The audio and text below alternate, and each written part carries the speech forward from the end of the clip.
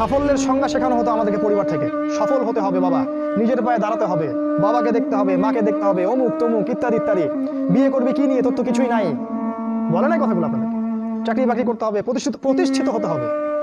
শোনো, সাফল্যের একটা সংজ্ঞা দিয়েছেন আল্লাহ কোরআনে, একটাই সংজ্ঞা, সূরা আল ইমরানের মধ্যে আছে। আজকে আমি সব ডিটেলস বলার সময় পাচ্ছি না।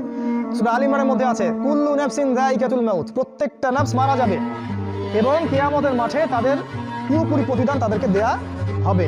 এখানে আল্লাহ সাফল্যের সংজ্ঞা দিয়েছেন, ফামান যুহজিহা আনিন নার ওয়া উদখিলাল জান্নাহ ফাকাদ ফাজ। ওই দিন কিয়ামতের মাঠে যাকে জাহান্নাম থেকে বাঁচানো হবে আর জান্নাতে প্রবেশ করানো হবে, ফাকাদ ফাজ, এই ব্যক্তি হচ্ছে সফল। সাফল্যের সংজ্ঞা কোথায় পাইলেন?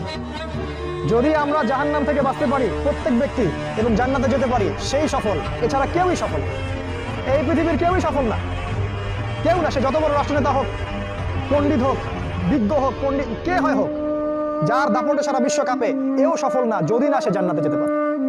কিন্তু একজন এই ভ্যান চালক, এক রিক্সা চালক, এক আমার ওই গরিব চাচা, ওই কৃষক, সে যদি হিসাব দিয়ে জান্নাতে যেতে পারে, সে সফল। তিনিই সফল, তিনি আল্লাহর কাছে পছন্দের বান্দা। অতএব জীবনের উদ্দেশ্যটাকে ঠিক করে ফেলো।